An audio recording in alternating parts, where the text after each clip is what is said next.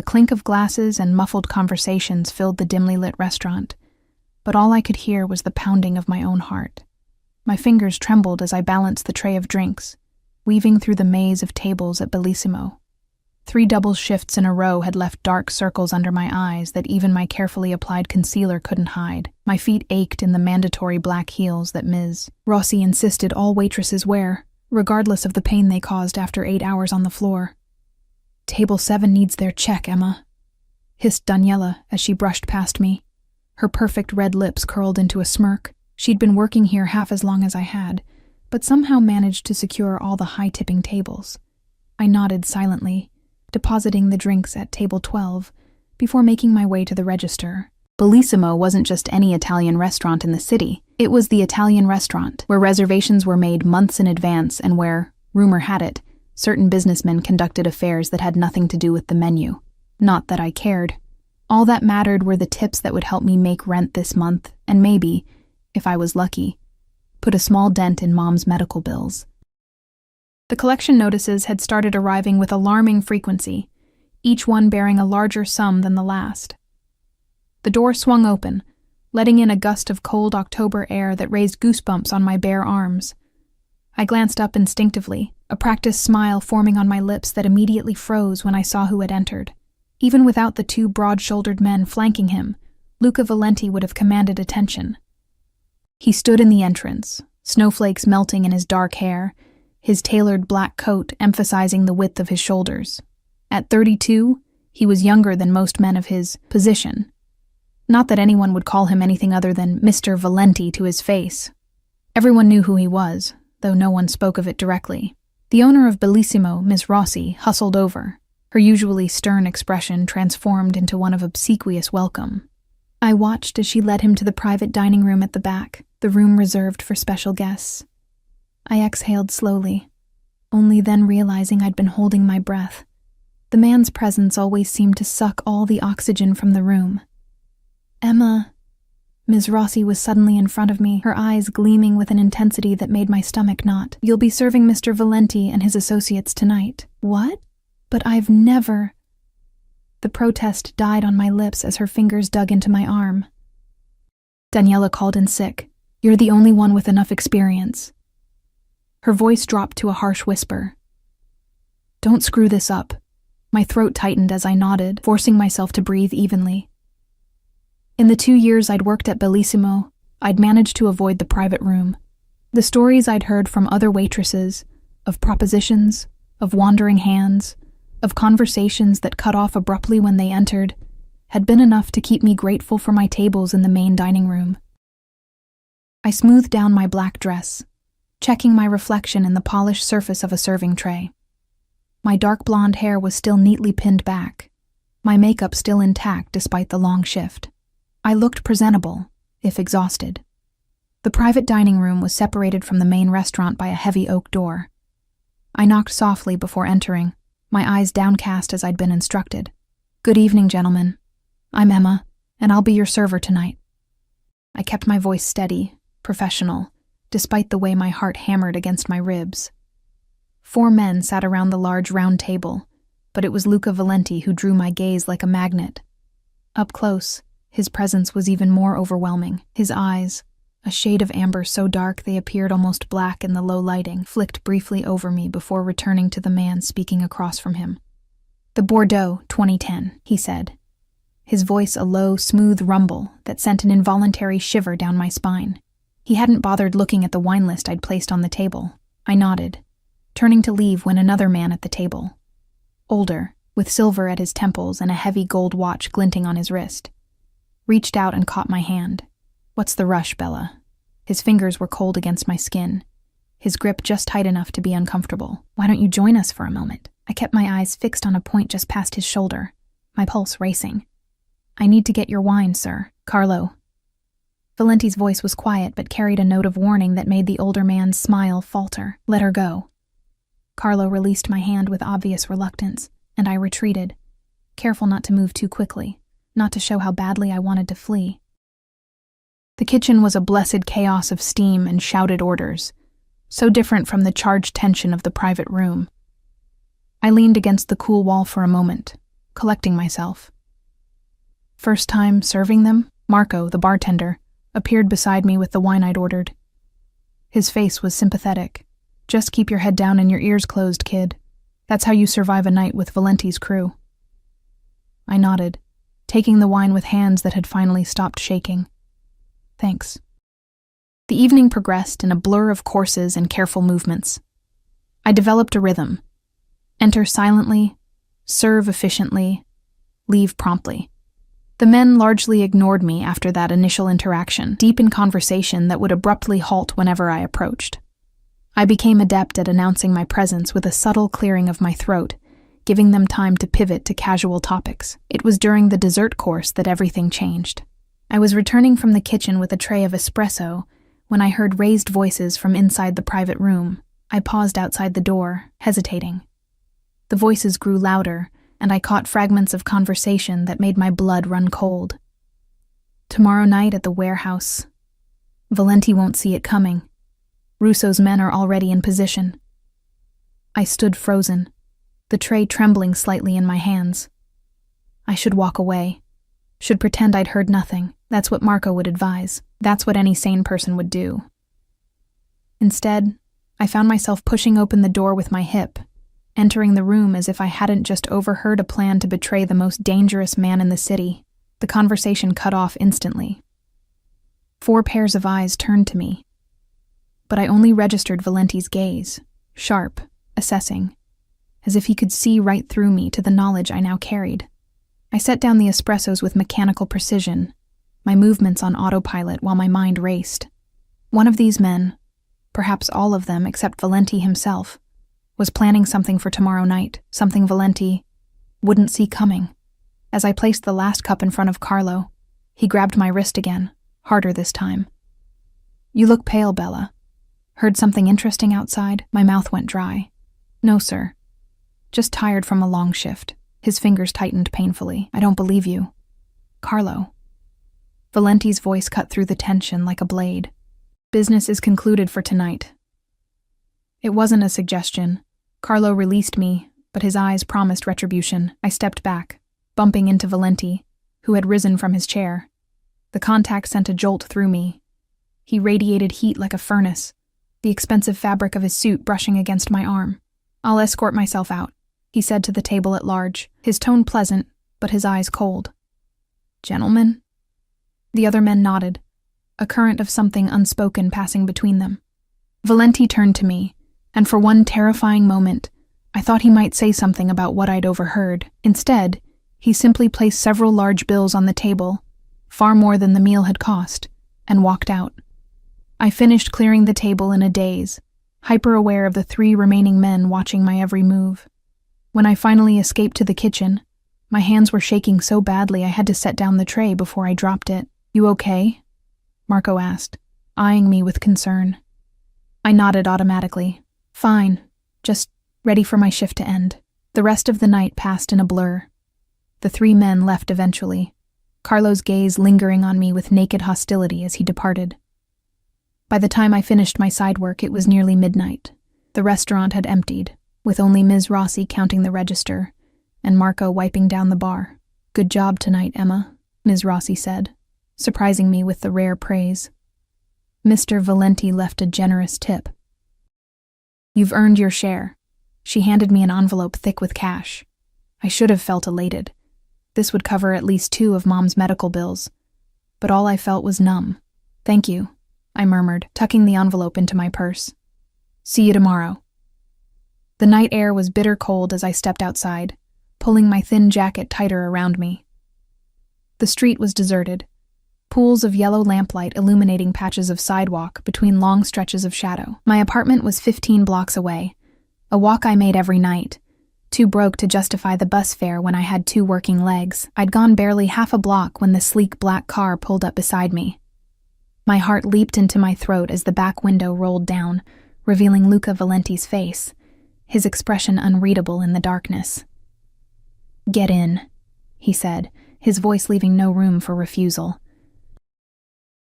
Every instinct screamed at me to run, but where would I go? If half the stories about this man were true, There wasn't a place in the city where I could hide. With leaden limbs, I opened the car door and slid into the back seat beside him. The interior smelled of expensive leather, and his cologne, something subtle and woodsy that I'd caught hints of all evening. The driver, a stone-faced man with a neck like a bull, pulled smoothly away from the curb. "You heard something tonight." It wasn't a question. I stared at my hands, clasped tightly in my lap. Denial would be pointless. He'd seen the truth on my face the moment I entered that room with the espressos. "Yes," I whispered. "Tell me." I swallowed hard. They mentioned something about tomorrow night, at a warehouse. They said you wouldn't see it coming." I forced myself to look up, to meet his gaze directly. "I think they're planning to betray you." His expression didn't change, but something flickered in those dark amber eyes. Surprise, perhaps, that I'd spoken so plainly. "Names," he demanded quietly. "They didn't use any. But it was after you left, the 3 who remained." I broke off, fear finally closing my throat. What was I doing? These men would kill me for what I was saying. As if reading my thoughts, Valenti leaned slightly closer. "No harm will come to you for telling me the truth, Emma." The sound of my name on his lips sent an involuntary shiver through me. I hadn't told him my name. He'd remembered it from my introduction hours earlier. "They mentioned someone named Russo," I continued, my voice barely audible. "That his men were already in position." Valenti's jaw tightened almost imperceptibly. He sat back, his gaze moving to the window, though I doubted he was seeing the streets we passed. "Where do you live?" he asked abruptly. I hesitated, then gave him my address in the rundown Eastern District. He nodded to his driver, who adjusted our course. "Why are you telling me this?" he asked, his eyes returning to my face. "You must know it's dangerous." The question caught me off guard. Why had I? Self-preservation alone should have kept me silent. "I don't know," I admitted. It just seemed wrong. What they were planning. I looked down at my hands again, and Carlo. The way he grabbed me, the way he looked at me. I think he would have hurt me either way. Valenti was silent for a long moment. "Yes," he finally said. "He would have."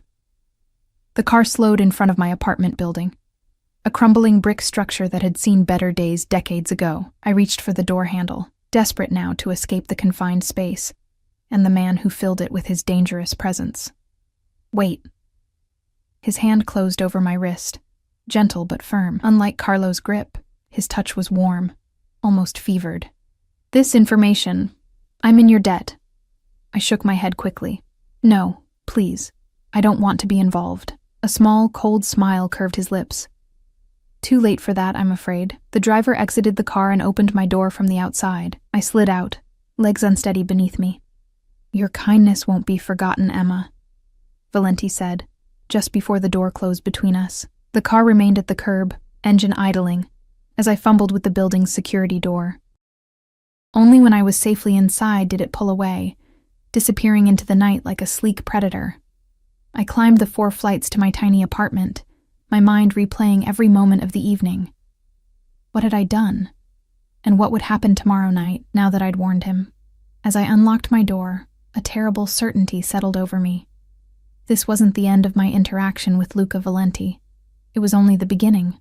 I barely slept that night. Every creak in the old building had me sitting bolt upright, convinced that Carlo or one of Valenti's other associates had discovered my betrayal. By the time my alarm blared at 6 a.m., my eyes were gritty with exhaustion, and a dull headache pulsed behind my temples.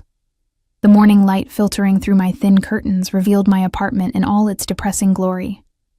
Water stains spreading across the ceiling, peeling wallpaper, and the second-hand furniture I'd scrounged from thrift stores.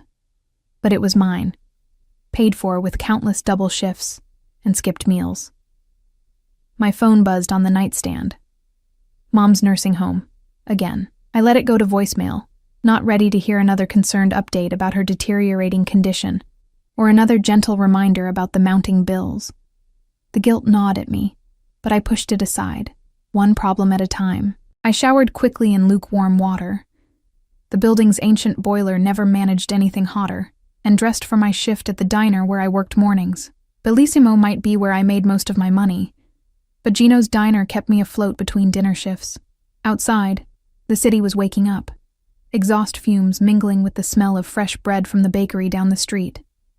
I pulled my jacket tighter against the chill, scanning the street nervously for black cars or watching eyes. Nothing seemed out of place, yet I couldn't shake the feeling of being observed. The morning passed in a blur of coffee refills and greasy breakfast orders. My mind kept drifting to what might be happening at that warehouse tonight, to what Valenti might be planning in response to my warning. Would there be violence? Deaths? And would those deaths be on my conscience? "Order up, Emma!" Gino's gruff voice snapped me back to reality. He pushed a plate of pancakes across the counter, eyeing me with concern. "You with us today? You look like you've seen a ghost." I forced a smile. "Just tired. Worked late at Bellissimo." Gino grunted sympathetically. He knew I was working 2 jobs, though I'd never told him why.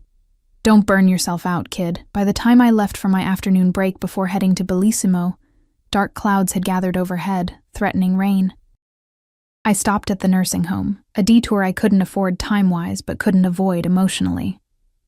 The antiseptic smell hit me as soon as I walked in, making my stomach clench. Mom's room was at the end of the hall, a small space that cost more each month than my apartment. The early onset dementia had progressed faster than the doctors predicted. Some days she recognized me. Other days I was a stranger. Today was a bad day. "Who are you?" she asked, her once sharp eyes cloudy with confusion. "Are you the new nurse?" I swallowed the familiar pain. "It's Emma, Mom, your daughter." She frowned, studying me. "I don't have a daughter." I sat with her anyway, holding her hand and telling her about my day, omitting the parts involving Mafia bosses and murder plots. By the time I left, the sky had opened up, rain sheeting down in icy torrents. I ran for the bus stop, arriving soaked and shivering. Bellissimo was unusually quiet when I arrived. I slipped in through the back entrance, heading straight for the employee lounge to change into my dry uniform. Daniela was there, applying a fresh coat of lipstick in the small mirror. "You're late," she said without looking at me. "Bus was delayed because of the rain." I peeled off my wet jacket, reaching for my locker. She snapped her compact shut. "Ms. Rossi wants to see you, in her office." My stomach dropped. Had someone connected me to whatever had happened with Valenti? Did she say why? Daniela shrugged, a hint of malicious curiosity in her eyes. "No." But she didn't look happy. Ms. Rossi's office was a small room off the kitchen, meticulously organized and intimidatingly austere. She sat behind her desk, her expression inscrutable as I entered. "Emma, close the door." I obeyed, my pulse racing. "Is something wrong, Ms. Rossi? Mr. Valenti called this afternoon." She watched me carefully, noting my involuntary flinch at his name. "He requested you specifically as his server tonight." Relief washed over me, quickly followed by a new wave of dread. "Me?" But I thought, isn't Daniela handling the private room? Ms. Rossi's eyes narrowed. "Apparently Mr. Valenti was impressed with your service last night. This is an honor, Emma. One that could be very profitable for both you and the restaurant." Her tone made it clear that refusal wasn't an option. "He's reserved the room for 8 p.m. Just him, no other guests. Make sure you're prepared. Just him." The words echoed in my head as I left her office. What did that mean? Was this about my warning? Or something worse? The hours crawled by. I moved through my regular tables in the main dining room mechanically, spilling a glass of water at table 9 and forgetting a dessert order at table 4. By 7:30, my nerves were so frayed that Marco pulled me aside. "What's going on with you?" he asked, his voice low. "You look like you're about to jump out of your skin." I shook my head. "Nothing. Just not feeling well." He didn't believe me. I could tell by the way his eyes lingered on my face, but he didn't press. "Take a break. Get some air. You've got half an hour before the private room." The alley behind the restaurant was quiet, the rain having reduced to a fine mist. I leaned against the brick wall, closing my eyes and taking deep breaths of the damp, cool air. I could run, take the night's tips, get on a bus, go anywhere. But Mom, I couldn't leave her. And something told me that even if I ran, Luca Valenti would find me. At precisely 8 p.m., I knocked on the door of the private dining room, a bottle of the 2010 Bordeaux already in hand. There was a long pause before his voice called, "Enter." Valenti sat alone at the round table, as Ms. Rossi had said. He'd removed his suit jacket, the crisp white of his shirt a stark contrast to his tanned skin. His dark hair was slightly disheveled, as if he'd run his fingers through it repeatedly. Despite the casual posture, there was nothing relaxed about the way he watched me approach. "Good evening, Mr. Valenti," I said, proud that my voice remained steady. "Would you like to see a menu?" "Sit down, Emma." "Not a request." I hesitated, then slowly lowered myself into the chair across from him, setting the wine on the table between us. "Have you eaten?" he asked, the question so unexpected that I blinked in confusion. No, I haven't had time." He pushed a leather-bound menu toward me. "Order something for yourself, and open the wine." My hands trembled slightly as I uncorked the Bordeaux, pouring a measure into his glass, and then, at his gesture, into a second glass for myself. I set the menu aside without opening it.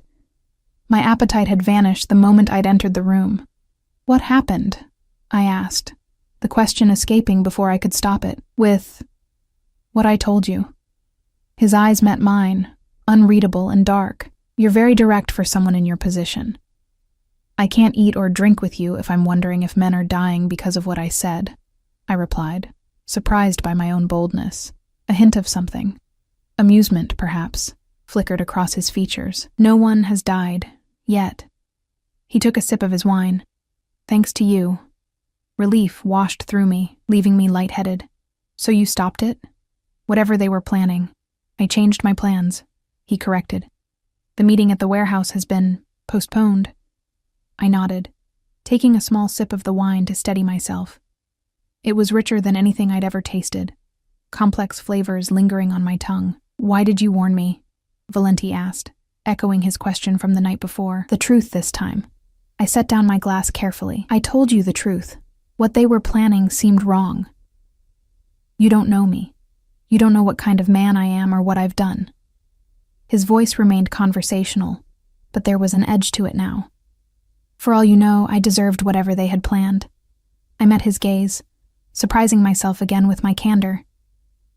"Maybe, but Carlo scared me more than you did." Valenti laughed, the sound low and unexpected. "A questionable character assessment, but I'll take it." He leaned forward slightly. "You've placed yourself in a difficult position, Emma. Carlo suspects you overheard something. He wanted to handle it his way." A chill ran through me at the implication. "And what's your way?" "I protect those who are loyal to me." His eyes held mine, intense and unblinking. "Last night, you chose a side. Whether you meant to or not, the realization of what he was saying sank in slowly. I'd become entangled in something much larger than a single overheard conversation. I'd become a liability to Carlo and the others, and an asset to Valenti. I didn't choose anything," I protested weakly. "I just reacted." Nevertheless, he reached into his pocket and withdrew a small card, sliding it across the table to me. A phone number was embossed on its surface, nothing else. "If you notice anything unusual, anyone watching you, anyone approaching you, call this number, immediately." I stared at the card, not touching it. "Is that likely to happen?" "Carlo is not a man who forgives easily." "Until I resolve this situation, yes, it's a possibility." His tone was matter-of-fact, as if discussing the weather rather than potential threats to my life. "And how long will that take?" "Resolving the situation?" I couldn't keep the tremor from my voice now. "Not long." The coldness that crept into his expression made me shiver. "In the meantime, I'll have someone watching your apartment. And I'd prefer if you limited your movements to work and home." Anger flared suddenly through my fear. "You can't just control my life like that. I have responsibilities. My mother—" "Your mother in the Meadowbrook nursing home," he interrupted. "Room 418, early onset dementia. 3 months behind on payments." The blood drained from my face. "How do you—" "I make it my business to know who I'm dealing with." He picked up his wine glass again, studying the deep red liquid. "Your mother's bills have been taken care of. For the next 6 months. I gaped at him, unable to process what he'd just said. Why would you do that? Considerate payment for the information you provided. His eyes met mine again. And incentive for your continued discretion. The implication was clear. My mother's care was now tied to my cooperation. It was both a generosity and a threat, wrapped in the same elegant package. I'm not for sale, I said quietly. Everyone has a price, Emma, he replied, not unkindly. Yours just happens to be more honorable than most. Before I could respond, there was a knock at the door.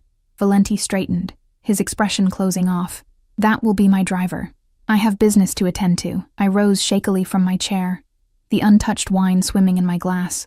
As I turned to leave, his hand caught my wrist, his touch sending an unwelcome jolt of electricity through me. The card, he reminded me, nodding to where it still lay on the table. I picked it up reluctantly, slipping it into my pocket. One more thing, he added, his voice dropping to a timbre that made my skin prickle.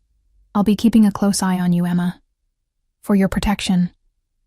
His gaze lingered on my face for a moment longer than necessary, and I had the unsettling feeling that his interest might extend beyond gratitude for my warning or concern for a potential liability. Something possessive lurked behind those amber eyes, something that made my heart beat a rapid tattoo against my ribs.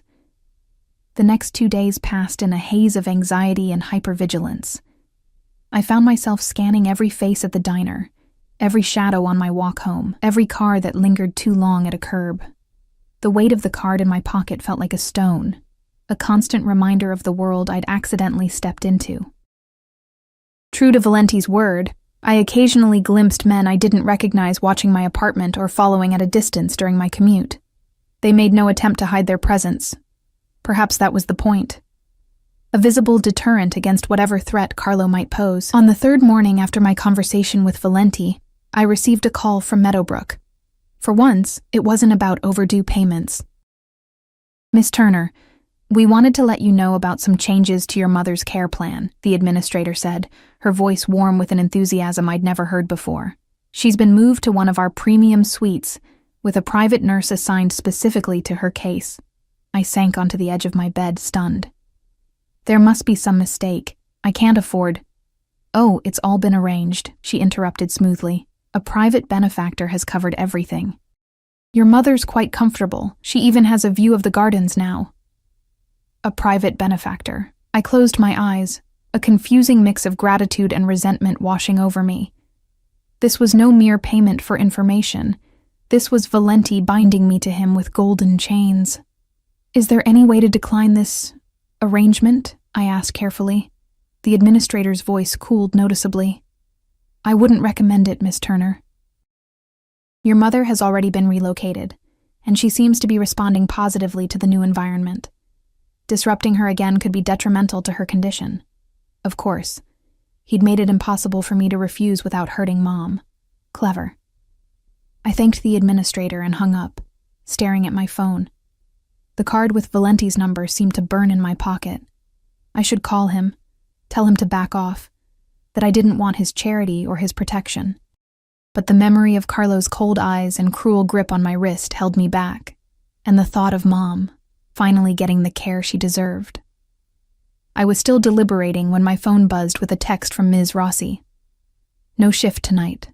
Restaurant closed for private event. Strange. Bellissimo never closed completely, even for private events. It was prime weekend business they'd be losing. Unless... The realization hit me with sickening clarity. Whatever Valenti had postponed at the warehouse was likely happening tonight, at Bellissimo. My warning had changed the location, not prevented the confrontation. My fingers hovered over the card in my pocket. I should stay out of it. I'd done more than enough already. Instead, I found myself at Bellissimo that evening, approaching from the alley that ran behind the kitchen. The restaurant's windows were dark, curtains drawn, but I could see the glow of light around the edges. The service entrance was unlocked, unusual and unsettling. The kitchen was deserted, pots and pans still hanging in their places, but cold and silent. No Marco preparing drinks, no line cooks shouting orders. The quiet raised the hair on my arms. I moved cautiously toward the swinging door that led to the dining room, driven by a curiosity I couldn't rationalize. Pushing it open a crack, I peered through. The main dining room had been cleared, tables pushed against walls. In the center stood Luca Valenti, surrounded by 4 men I recognized as his closest guards. Across from him were Carlo and the other 2 men from that first night, plus a 4th. Older, with silver hair, and the kind of face that might have been handsome once, before time and cruelty had carved deep lines into it. Russo, I realized. It had to be. They were talking, voices too low for me to hear from my position. Valenti's posture was relaxed, almost casual, but his men remained tense, hands never straying far from the weapons I knew they carried beneath their jackets. I should leave. Now. This was exactly the kind of situation Valenti had warned me to avoid. But as I began to back away, the kitchen door behind me creaked. I froze, my heart leaping into my throat. Well, what do we have here? I turned slowly to find a man I didn't recognize blocking the exit, a thin smile playing on his lips, one of Russo's, based on the way he looked at me, like I was a pleasant surprise rather than an intruder. I was just leaving, I said, my voice steady despite my racing pulse. I forgot something from my locker. I don't think so, Bella. He grabbed my arm, his fingers digging painfully into my flesh. Boss will want to know about this. He dragged me toward the dining room, ignoring my struggles. As we burst through the door, all conversation ceased. 8 pairs of eyes turned toward us, expressions ranging from surprise to calculated interest. Valenti's face betrayed nothing, but I caught the slight tightening of his jaw as he took in the scene. Found this one spying from the kitchen, my captor announced, shoving me forward. I stumbled, catching myself before I fell. The waitress. Russo's voice was smooth, cultured, at odds with the coldness in his eyes. How interesting. Carlo's gaze bored into me, his mouth twisting in a triumphant smirk. I told you she was trouble, Luca. Heard things she shouldn't have. Valenti stepped forward, positioning himself subtly between me and the others. She works here. Perhaps she simply came to collect something. On a night when the restaurant is closed? Russo raised a skeptical eyebrow. A night when you and I are finally meeting after so many misunderstandings? I found my voice, directing my words to Valenti. I'm sorry. I didn't know. I just needed to get something from my locker. The lie sounded weak even to my own ears. Search her, Russo ordered. One of his men moved forward, but Valenti's hand shot out, gripping the man's wrist with such force that he winced. No one touches her. The words were soft, but carried undeniable menace. Russo's eyes narrowed, darting between Valenti and me with new interest. The girl means something to you. It wasn't a question. The girl works for me, Valenti replied evenly, and I protect what's mine. The possessive declaration sent a shiver down my spine, equal parts fear and something else I didn't want to examine. How touching, Russo mocked. Luca Valenti, defender of waitresses. He turned to Carlo. You said she overheard your conversation the other night? About our original plans? Carlo nodded, his eyes never leaving my face, and I bet she ran straight to Valenti with it. Why else would he have changed the meeting place? Russo sighed dramatically. So she's the reason we're having this delightful chat in a restaurant, rather than concluding our business more efficiently at the warehouse. He reached inside his jacket, producing a sleek black pistol. A problem easily solved. Everything happened at once. Russo raised the gun toward me. Valenti lunged forward, shoving me roughly behind him. The sound of more weapons being drawn filled the air as both sides prepared for violence. You touch her, and this city burns, Valenti said, his voice deadly quiet. Starting with you, Russo. The older man hesitated, surprised by the intensity of Valenti's reaction. Then he laughed, a cold sound devoid of humor. Over a waitress? You disappoint me, Luca. I thought you were smarter than that. This isn't about her, Valenti countered smoothly. This is about respect. You come into my territory, plan to ambush me, and now threaten someone under my protection? He shook his head slightly. Bad business, Russo. Tension crackled in the air between the 2 men. I stood frozen behind Valenti, acutely aware that my life hung in the balance of this power struggle. Perhaps, Russo conceded finally, lowering his gun slightly. But we still have the matter of your encroachment on my shipping routes to discuss. And now it seems the complication of your... Waitress. Emma goes home, unharmed, Valenti stated. That's non-negotiable. Russo studied him for a long moment. Very well. Marco, escort the lady out. A man detached himself from Russo's group. Not my Marco from the bar, but a stone-faced enforcer with cold eyes. No. Valenti's refusal was immediate. My driver will take her. For a tense moment, I thought Russo would refuse, then he shrugged. As you wish. Carlo, call down Valenti's man. As Carlo moved toward the front of the restaurant, Valenti turned slightly, his eyes meeting mine for the first time since I'd been discovered. Wait in the car, he said quietly. Go straight home. Lock your doors. I'll call you later. I nodded mutely, still processing the fact that he'd just placed himself between me and a bullet. His driver appeared at the door, his expression grim as he took in the standoff. Valenti jerked his head toward me, and the driver nodded, extending his hand. Miss Turner, this way, please. I moved toward him, careful to give Russo and his men a wide berth. As I passed Carlo, he leaned in, whispering so only I could hear. This isn't over, Bella. Not for you. I quickened my pace, not stopping until I reached the safety of Valenti's car. The driver said nothing as he pulled away from Bellissimo, his eyes constantly checking the mirrors for followers. Are they going to kill him? I asked, unable to stop myself. The driver's eyes flickered to mine in the rearview mirror. Mr. Valenti can handle himself. That's not what I asked. His mouth tightened. It's better if you don't ask questions, Miss Turner. We rode in silence after that. When we reached my apartment, he insisted on escorting me inside, checking each room before leaving me with a terse instruction to keep the doors and windows locked. I sat on my worn sofa in the darkened apartment, shaking with delayed shock. Valenti had protected me, placed himself between me and danger without hesitation. And for what? Information I'd already given him? A sense of ownership over someone he barely knew? The call came at 3 a.m, waking me from a fitful sleep on the couch. I fumbled for my phone, heart racing when I saw the unlisted number. Hello? My voice was thick with sleep and anxiety. Did I wake you? Valenti. Alive. No. I lied, sitting up straight. What happened? Are you okay? A pause, then a low chuckle. Concerned for my welfare, Emma? You put yourself between me and a gun, I said quietly, so yes, I'm concerned. Another pause, longer this time. Russo and I came to an understanding. The immediate situation has been resolved. Relief washed over me, though I wasn't entirely sure why. This man was dangerous, possibly a killer, and yet I'd been worried about him. And Carlo? Carlo will not be troubling you again. His tone left no doubt about what that meant. I closed my eyes, queasy at the implication. I see.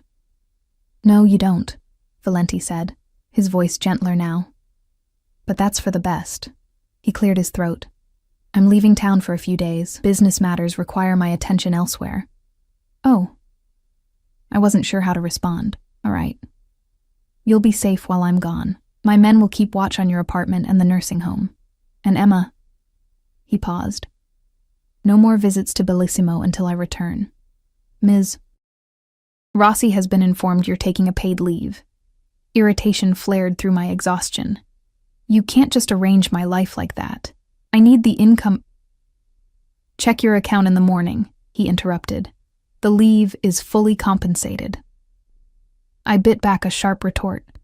What was the point? He'd already shown he would do as he pleased, rearranging the pieces of my life like chessmen on a board. Fine, I said finally. Thank you for... tonight. For protecting me.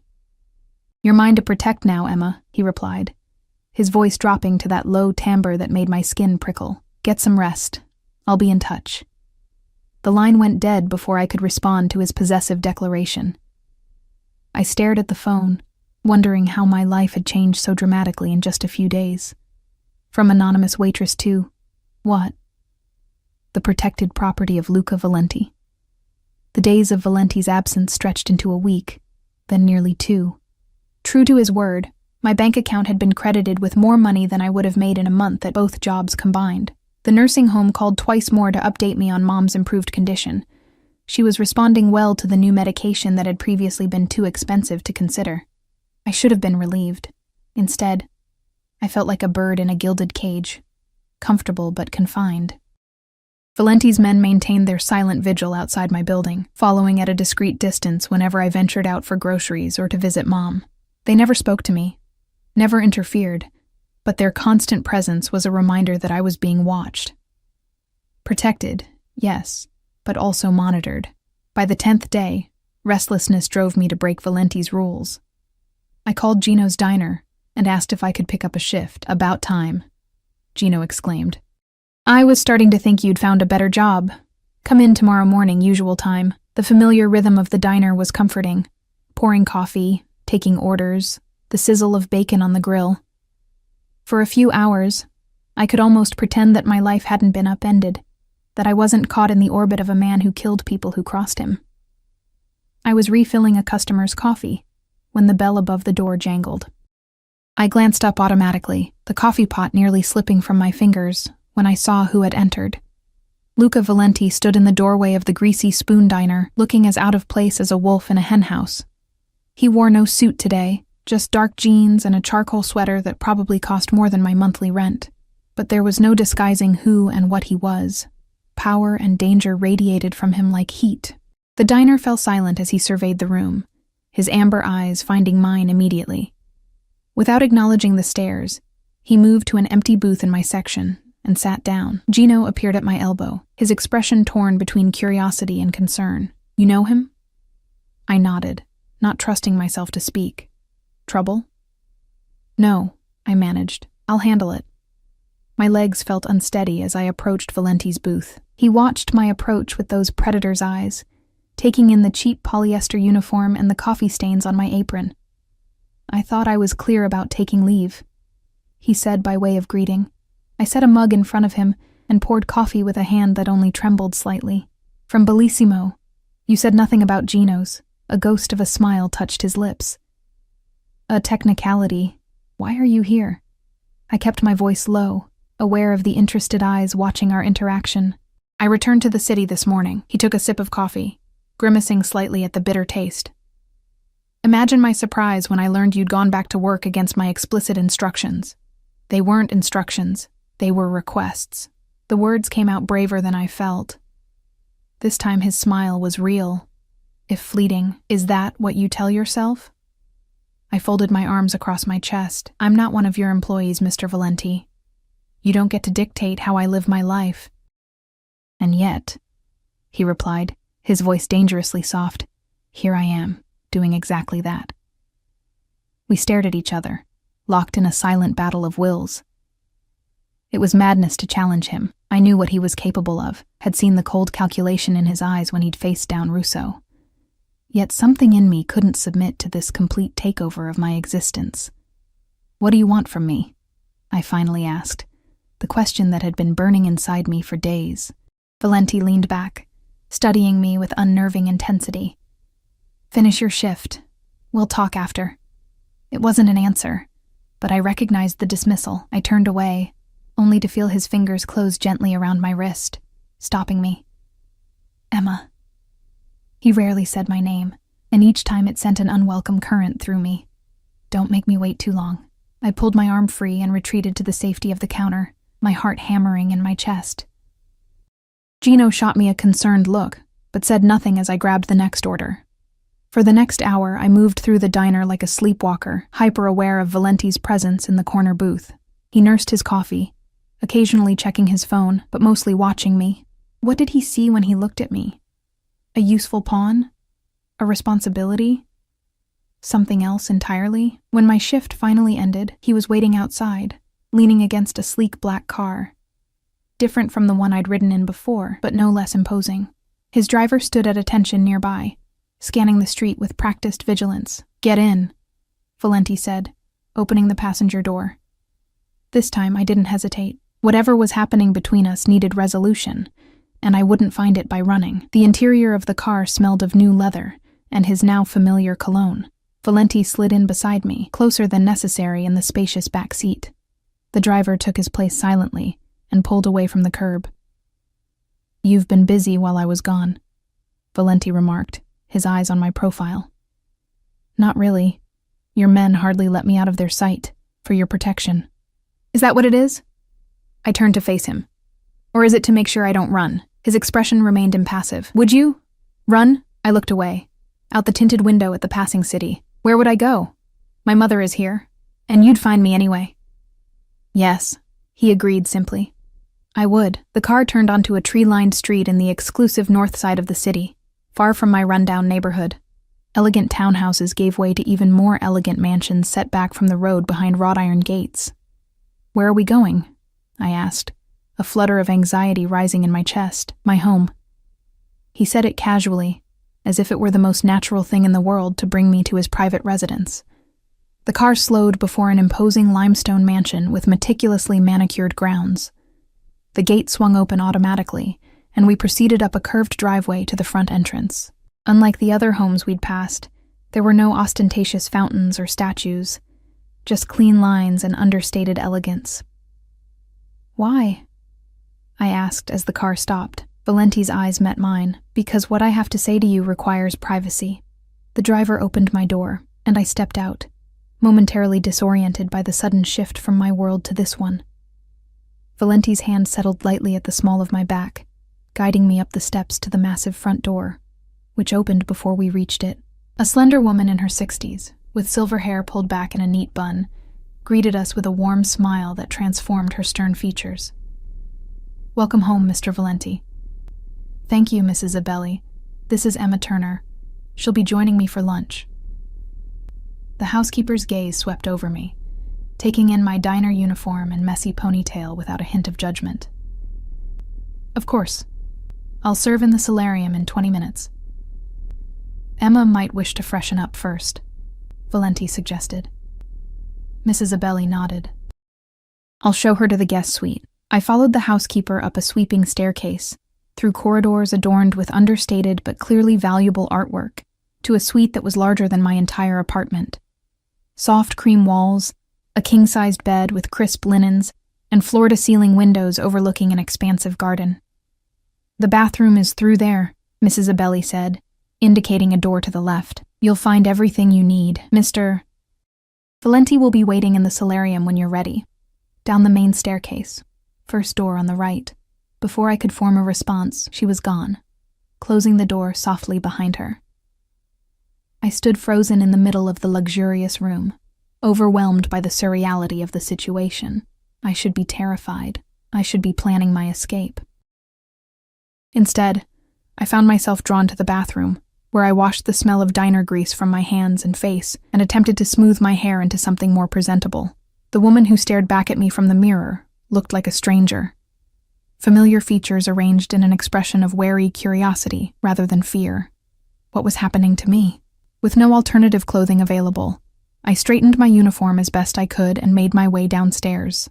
The solarium was easy to find, a bright, airy space with glass walls that brought the garden inside. Valenti stood with his back to me, looking out at a rose garden in full bloom. "Beautiful, isn't it?" he asked without turning. "My mother planted those roses. They're the only thing I've kept exactly as she left them." The unexpected glimpse into his personal history caught me off guard. "They're lovely." He turned then, gesturing to a table set for two by the window. "Please sit." I took a seat, watching as he poured white wine into delicate crystal glasses. This domestic side of Luca Valenti was disconcerting. The dangerous man I'd glimpsed at Bellissimo seemed at odds with this cultured host serving wine in a sun-filled room surrounded by roses. "You're wondering why I brought you here," he said, taking the seat across from me. Among other things, a small smile played at the corners of his mouth. Such as what happens now. You've paid my mother's care for 6 months. You've compensated me for work I haven't done. You've had me followed, protected." I met his gaze steadily. "What do you expect in return?" Mrs. Abelli entered with a tray of antipasti before he could answer, setting it between us with practiced efficiency before withdrawing again. Valenti selected a slice of prosciutto, considering his words carefully.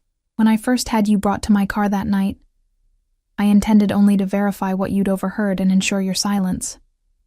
And now? I prompted when he paused, his amber eyes locked with mine. Now I find myself invested in your well-being because I warned you about Russo's trap? Initially, yes. He sipped his wine. But it's become more than that. My heart beat faster at the implications of his words. I'm not for sale, Mr. Valenti. I told you that before. Luca, he corrected gently. And I'm not trying to buy you, Emma. I'm trying to protect you. From what? The danger I'm in only exists because of my connection to you. A shadow crossed his features. Not entirely true. Carlo had marked you as a target long before you warned me. He has a history with waitresses that doesn't end well. I shivered, remembering Carlo's cold eyes and cruel grip. So what now? You keep me as a permanently protected witness. I can't live like this forever, jumping at shadows, followed everywhere I go. No, he agreed. You can't. Mrs. Abelli returned with our main course, a delicate pasta with seafood that would have made my mouth water under normal circumstances. As it was, my appetite had vanished beneath the weight of anxiety. I have a proposition for you, Valenti Luca, said after the housekeeper had gone. I'm listening. He set down his fork, giving me his full attention. Come work for me, officially. I stared at him. Doing what exactly? I own several legitimate businesses that could use someone with your observational skills. His expression remained serious. You notice things others don't. You're intelligent, discreet when necessary, and not easily intimidated. All valuable qualities. You want me to spy for you, I translated flatly. I want to offer you a position with better pay, better hours, and better prospects than waiting tables. He leaned forward slightly. And yes, occasional insights about the people I do business with would be appreciated. I pushed my plate away, appetite completely gone now. And if I refuse? Then you return to your life, with my protection continuing as long as necessary. His voice was neutral, giving nothing away. Your mother's care remains secured either way. That was never conditional. The offer hung between us, tempting in its simplicity, a way out of the endless struggle to make ends meet, to provide for Mom, to build some kind of future. All it would cost was my independence, and possibly my conscience. I need time to think, I said finally. Luca nodded, as if he'd expected this answer. Of course.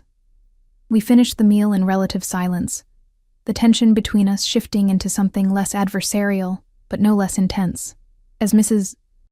Abelli cleared away the dishes, Luca's phone buzzed. He glanced at it, a slight frown creasing his brow. Is something wrong? I asked, surprising myself with my concern. Nothing urgent, he replied, returning the phone to his pocket. My driver will take you home now. Take the weekend to consider my offer. As we rose from the table, he stepped closer than strictly necessary, his proximity sending that now familiar current through my veins. Up close, I could see the fine lines at the corners of his eyes, the shadow of stubble along his jaw, the tiny scar above his left eyebrow. Whatever you decide, he said softly, know that I will keep you safe, Emma. Whether you're mine or not. The possessive claim sent a shiver down my spine, not entirely from fear. Before I could respond, he brushed his fingers lightly against my cheek, a touch so brief I might have imagined it. My driver is waiting, he said, stepping back. I'll call you on Monday. The ride back to my apartment passed in a blur, my mind racing with the implications of Luca's offer and the undercurrent of something else that had passed between us. By the time the car stopped in front of my building, I'd made my decision. Block 5. Monday arrived with a clarity I hadn't felt in weeks. I'd spent the weekend weighing my options, visiting Mom, who recognized me this time and seemed genuinely happier in her new surroundings, and coming to terms with how dramatically my life had changed since that fateful night at Bellissimo. The call came precisely at noon, as if Luca had been watching the clock. Have you made your decision? He asked without preamble. Yes, I replied, equally direct. I'll accept your offer, but I have conditions. A pause, then a low chuckle. I should have expected nothing less. Name them. First, I want to know exactly what I'll be doing. No vague descriptions of observational skills. I need specifics. Fair enough. I own several high-end restaurants, a wine import business, and a real estate development company. You would start as my personal assistant, accompanying me to meetings and events. Your official role would be managing my schedule and correspondence, but your actual value would be in watching, listening, and reporting back your impressions of the people we deal with. I absorbed this, picturing myself in sleek offices and exclusive restaurants rather than serving in them. Second condition, I want my mother's care guaranteed regardless of how long I work for you. If it doesn't work out, if I leave, she stays where she is with the same level of care. Done, he said without hesitation. I've already arranged a trust for her care that extends well beyond 6 months. It's not conditional on your employment. The ready agreement surprised me, though perhaps it shouldn't have. Money clearly wasn't an object for him. Third, I continued, I want to maintain some independence. My own apartment, my own life outside of work hours. This time the pause was longer. I can agree to that, with caveats. Your current apartment isn't secure enough. I'll arrange for something safer in a better neighborhood. As for independence after hours, within reason, your safety remains my priority. It wasn't everything I wanted, but it was more than I'd expected him to concede. Last condition, I won't do anything illegal. I won't be involved in whatever other businesses you run. You'll be employed by Valenti Enterprises, which is entirely legitimate, he responded smoothly. What I do outside of that need not concern you. A convenient fiction, but one I could live with. Then we have a deal. Excellent.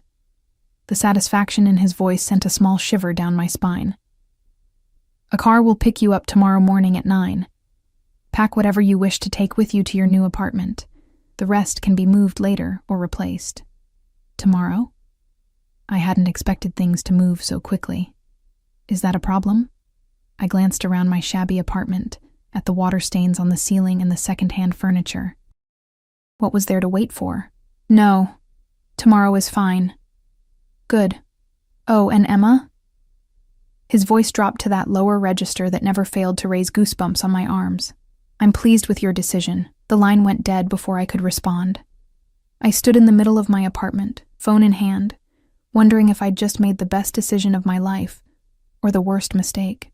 The next morning dawned bright and crisp, autumn sunlight filtering through my thin curtains as I packed the few possessions worth taking. Clothes that had seemed adequate for a waitress now looked shabby when I considered my new role. Books, some photos of Mom from before her illness, the small jewelry box that had belonged to my grandmother. These filled a single suitcase and 2 boxes. At precisely 9, my phone buzzed with a text, car waiting downstairs. I took one last look around the apartment that had been my home for 3 years. Despite its flaws, it had been mine. Paid for with my own hard work, no strings attached. The first place that had truly been my own after leaving home. I felt a pang of something like grief as I locked the door behind me. The car waiting at the curb wasn't the sleek black sedan I'd expected, but an elegant silver Mercedes with tinted windows. The driver, different from the one I'd met previously, opened the door for me with a respectful nod. Good morning, Miss Turner. Mr. Valenti sends his apologies that he couldn't come himself. He's tied up in meetings this morning, but will meet you at the new apartment later today. I settled into the plush leather seat, my small suitcase and boxes looking particularly pathetic in such luxurious surroundings. Where exactly are we going? Lakeside Towers, miss. The North Building. My breath caught. Lakeside Towers was one of the most exclusive addresses in the city, a pair of gleaming glass and steel buildings overlooking the lake, with penthouses rumored to sell for 8 figures. Even the smallest units there would cost more than I'd make in a decade of waiting tables. The drive took us away from my familiar neighborhood, through downtown and into the pristine lakefront district. Immaculate streets lined with high-end boutiques and restaurants gave way to the soaring towers, which gleamed in the morning sun like beacons of wealth and privilege. The driver pulled into a private underground garage, where a uniformed doorman waited beside a private elevator. He greeted me by name, as if I were expected, which of course I was. Welcome to Lakeside Towers, Miss Turner. Mr. Valenti has arranged everything for your arrival. I'll show you to your apartment. The elevator required a key card, which the doorman provided. This is yours, he explained, handing me the slim piece of plastic. It gives you access to your floor, the garage, and the building amenities. The doors opened directly into a foyer, beyond which lay an apartment that momentarily stole my breath.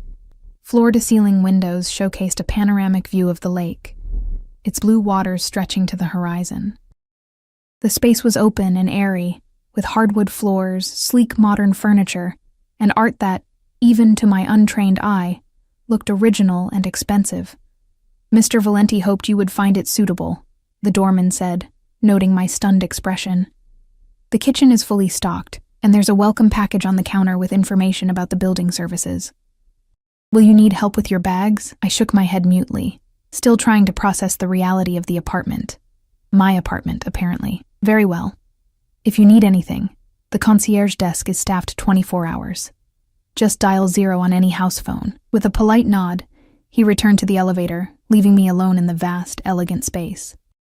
I set down my pathetic boxes and wandered through the apartment, trailing my fingers over surfaces that probably cost more than everything I'd ever owned combined. The living room opened onto a dining area and a kitchen with gleaming appliances and stone countertops. A hallway led to a master bedroom with a bed large enough to get lost in, a bathroom with a shower and separate soaking tub, and a second bedroom set up as an office. The closet in the master bedroom stopped me short. It was filled with clothes, women's clothes in exactly my size. Dresses, suits, casual wear, all with designer labels I recognized but had never imagined owning. Shoes lined one wall, handbags another. On the dresser sat a handwritten note. A starting point. "We'll shop for more once you're settled. L." I sank onto the edge of the bed, overwhelmed by the gesture that was both incredibly generous and disturbingly presumptuous. He'd anticipated my needs, yes, but also taken the liberty of choosing for me, of deciding what I should wear in my new role as his personal assistant. The golden cage was growing more elaborate by the minute. I was still processing when a discreet chime announced someone at the door. Expecting the doorman again, I was startled to find Luca himself standing in the hallway, casually elegant in a light gray suit with no tie. "You're early," I said, momentarily forgetting the polite greeting I'd rehearsed. His mouth curved in a hint of a smile. I rearranged my schedule. His eyes moved past me, taking in the boxes I'd left in the foyer. "Is that all you brought?" I felt a flush of embarrassment at the meager evidence of my former life. "I travel light." "So I see." He stepped inside without waiting for an invitation, his presence immediately filling the space in a way that had nothing to do with his physical size. "Do you like the apartment?" "It's overwhelming," I admitted, "far more than I need." "It's secure," he countered. "And convenient to the office. The previous tenant was one of my executives who relocated last month." I followed him into the living room, watching as he moved to the windows, looking out over the lake with the air of a man surveying his domain, which, for all I knew, he might be. "I found the clothes," I said, unable to keep a hint of challenge from my voice. "A bit presumptuous, don't you think?" He turned, one eyebrow raised. "Practical. You start tomorrow. I assumed you'd want to look the part." "And what part is that exactly? Arm candy? Trophy assistant?" Something dangerous flickered in his amber eyes. "Is that what you think I want from you?" I crossed my arms, standing my ground despite the nervous flutter in my stomach. "I don't know what you want from me. That's the problem." Luca moved closer, close enough that I had to tilt my head back to maintain eye contact. "I told you what I want. Your observational skills, your intelligence, your unique perspective." His voice dropped slightly. "Anything else that develops between us will be separate from our professional arrangement." The implication hung in the air between us, charging the atmosphere with a tension that had nothing to do with fear. I took a deliberate step back. "There is no between us," I said, trying to sound more convinced than I felt. "You're my employer. That's all." Something like amusement crossed his features. "For now." Before I could form a retort, he moved toward the kitchen, effectively changing the subject. "You'll need to be ready at 7 tomorrow. We have breakfast with the zoning commissioner and then meetings at the office until lunch. After that, we'll visit the site for the new restaurant." I followed, grateful for the shift to business. "Should I be taking notes? Marina will email you the full schedule. She's been my assistant until now. She'll help with your transition for the first few weeks." He leaned against the counter, studying me with that intense gaze that seemed to see too much. "You look tired. Did you sleep last night?" The unexpected concern caught me off guard. "Not much," I admitted. "It's been a lot to process." He nodded, as if this was the answer he'd expected. "Take today to settle in. Rest. There's a car at your disposal in the garage. The doorman has the keys, but the building has everything you might need. Restaurant, spa, gym." "Thank you," I said, the words feeling inadequate for what he'd provided but necessary nonetheless. Luca straightened, checking his watch. "I have another meeting. I'll leave you to get comfortable." He moved toward the door but paused in the foyer. "One more thing." I raised an eyebrow in question. "Dinner tonight, here, to discuss the details of your role more thoroughly."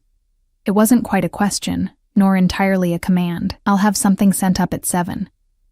"All right," I agreed, too mentally exhausted to argue about yet another presumption. He nodded, apparently satisfied, then left without another word, the door closing softly behind him. I stood in the silent apartment, surrounded by luxury that didn't feel like mine, caught in the gravity of a man whose true intentions I still couldn't decipher. What had I gotten myself into? The day passed in a haze of unpacking, exploring, and trying to acclimate to my new reality. I showered in the enormous bathroom, the hot water and expensive toiletries washing away some of my anxiety. I tried on some of the new clothes, surprised to find that they not only fit perfectly, but suited me in a way my old wardrobe never had. I ventured down to the building's restaurant for lunch, using the key card that apparently also functioned as a charge card. The bill never came. By the time evening arrived, I felt more settled, if not entirely at ease. I chose a simple black dress from the closet, elegant, but not overtly sexy, and minimal jewelry.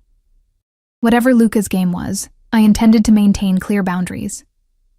At precisely 7, dinner arrived, delivered by a private chef who set up an elaborate meal on the dining table, complete with wine pairings and candles, before discreetly departing.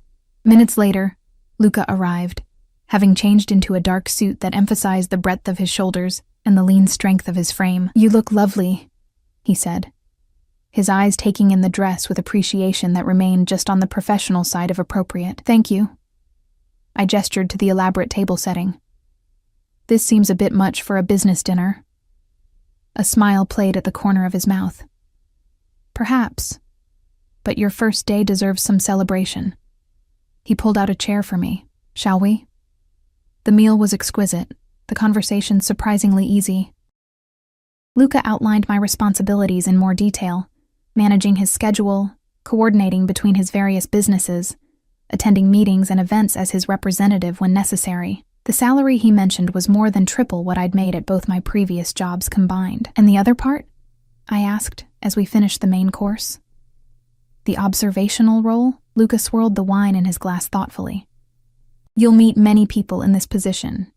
Business associates, competitors, officials. I want your honest impressions. Who seems trustworthy? Who doesn't? What motivations might lie beneath the surface?" His eyes met mine. "You have good instincts, Emma. You sensed Carlo's nature immediately. That's valuable to me. And if my instincts tell me someone you trust is dangerous, or someone you're suspicious of is honest, then I expect you to tell me exactly that." He replied without hesitation. "Your value is in your unfiltered perspective, not in saying what you think I want to hear." I nodded slowly, a small knot of tension easing in my chest.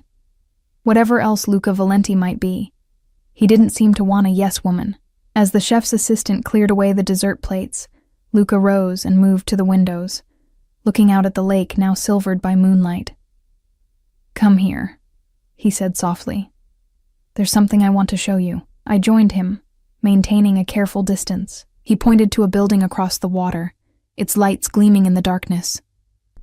"That's where I grew up," he said, surprising me. Not in that exact building, it wasn't there then, but that neighborhood. My father was a dock worker. My mother cleaned houses for the wealthy, including this very building. I stared at him, trying to reconcile this information with the powerful, wealthy man beside me. "How did you get here?" His smile held no humor. "Hard work, sacrifice, and choices most people would never make." He turned to face me fully, I tell you this so you understand something important, Emma. I know what it's like to feel trapped by circumstance, to work yourself to exhaustion just to stay afloat, to watch someone you love suffer because you can't afford to help them. The unexpected vulnerability in his voice caught me off guard. Why are you telling me this? Because I want you to know that despite what you may think, I do understand what I've asked of you. The position you're in. His eyes held mine, intense and unwavering, and I want you to know that while I expect your loyalty and discretion, I don't take them for granted. Something shifted between us in that moment. Not erasing the power imbalance, but acknowledging it, making it somehow more honest. Thank you for that, I said quietly. He nodded once, then stepped back, breaking the moment. It's getting late, and you have an early start tomorrow. I should go. I walked him to the door, suddenly reluctant to see him leave despite my earlier reservations. He paused in the doorway, his expression softening slightly. Good night, Emma. Good night, Luca. It was the first time I'd used his first name, and the way his eyes darkened in response sent a flutter through my stomach that had nothing to do with fear. As the door closed behind him, I leaned against it, closing my eyes. In the space of 2 weeks, my life had transformed completely. I'd gone from struggling waitress to the personal assistant of one of the city's most powerful men. I'd moved from a crumbling apartment to a luxury high-rise. I'd secured my mother's care and my own financial future, and I'd bound myself to Luca Valenti in ways I still didn't fully understand. Whatever came next, whatever developed between us, as he'd put it, one thing was certain. There was no going back to the life I'd known before. For better or worse, my fate was now intertwined with his.